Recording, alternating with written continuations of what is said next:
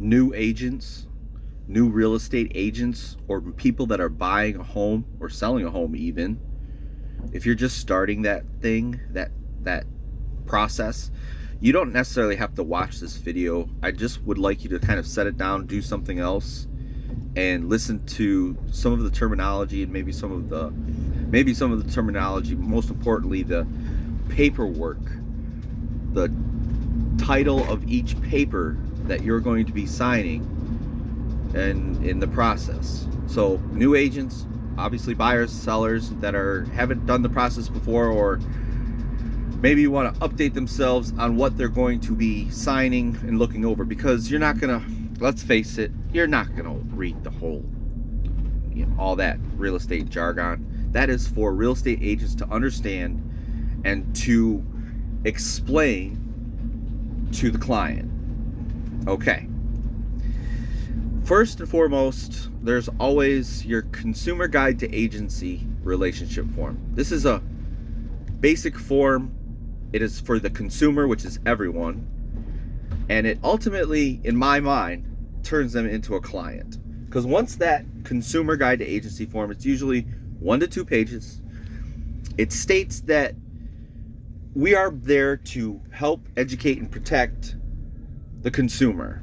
By signing the form, you become a client, and therefore there is representation there at some level. There is not a signed contract.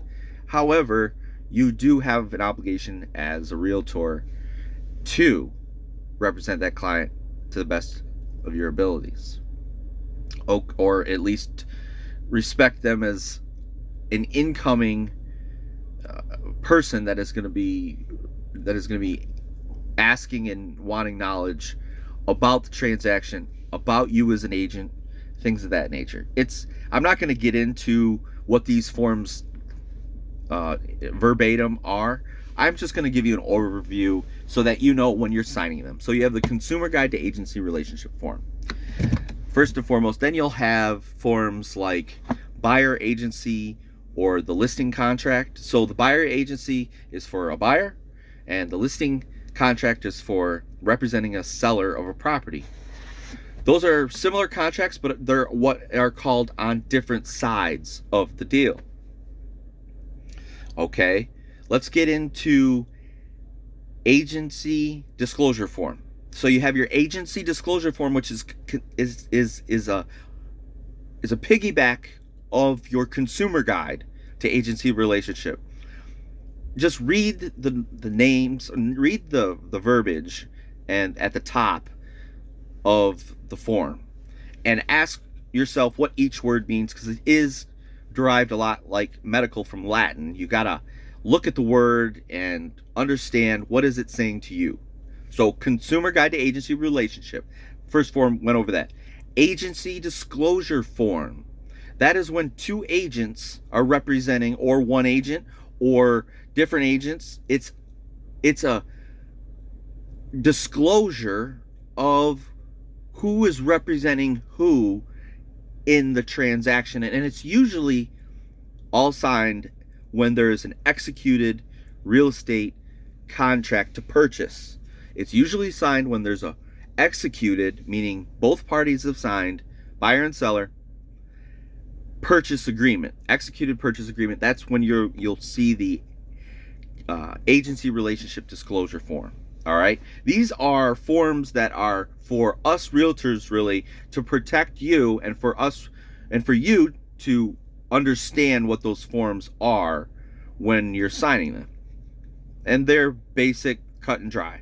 You'll also have, as you're getting into a deal, there's always going to be different documentation. Okay, so whether it's a buyer side or a seller side, you're going to have different documentation along the lines depending on what side you're on and where you are.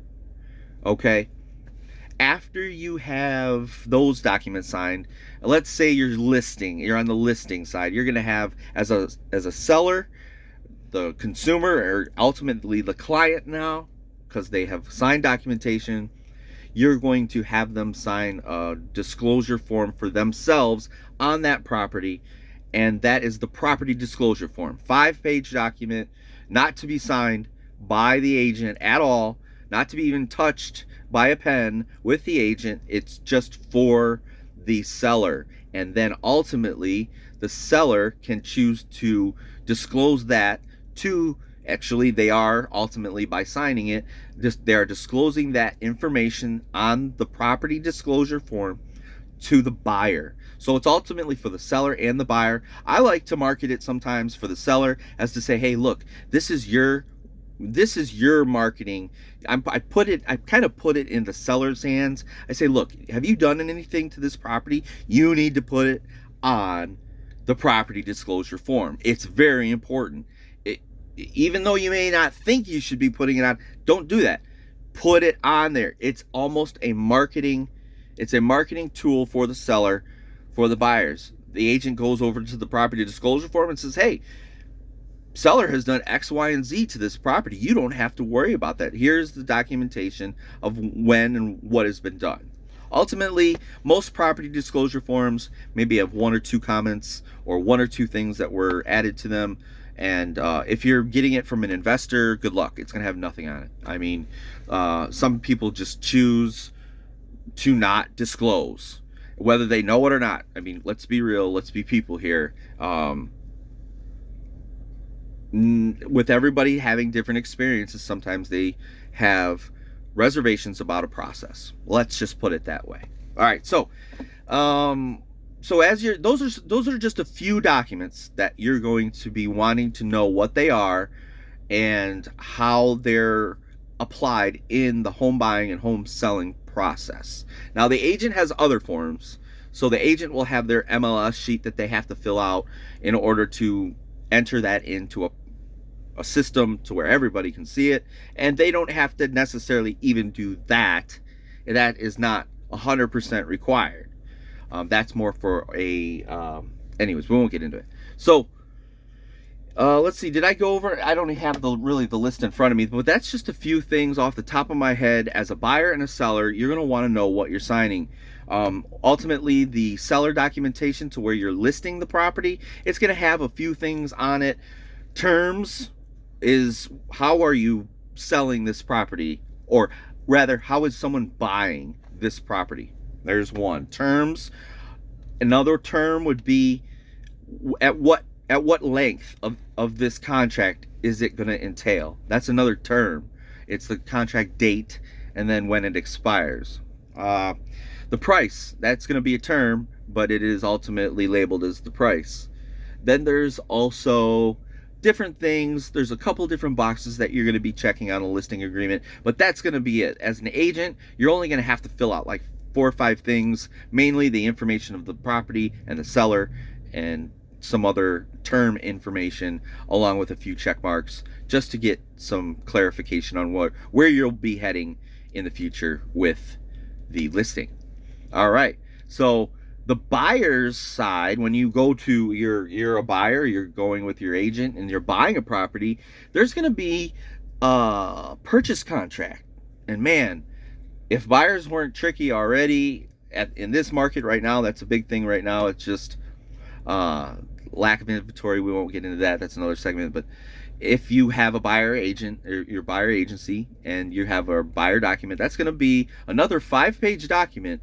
However, there's going to be every page pretty much has something that you're going to want to pay attention to. As an agent, of course, you're going to want to know everything back and front, what that's entailing. And when you're a good agent, you'll know the process in which you're going to be contacting different agencies of different people that you know.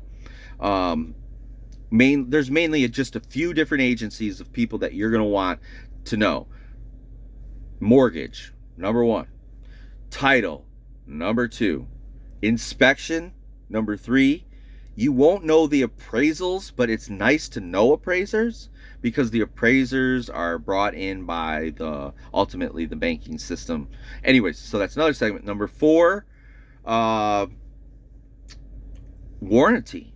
So those are just a few off the top of my head. Anyways, back to the 5-page document. Yes, that's very important. It is your to do, your hurrah to the seller saying, this is why I want this property. Okay, that it's very important, and it's hard to explain to buyers these days. And please, I'm not trying to upset any buyers out there, but let's be honest.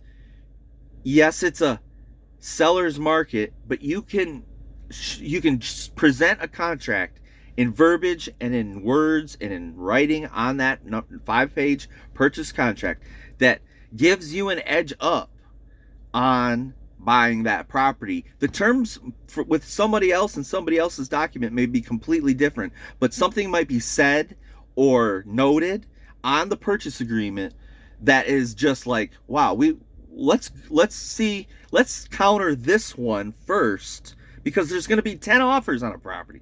Let's counter this one first. This is interesting. Now ask your agent. You can always call me. You can have me represent you. You can ask me some of these insider questions.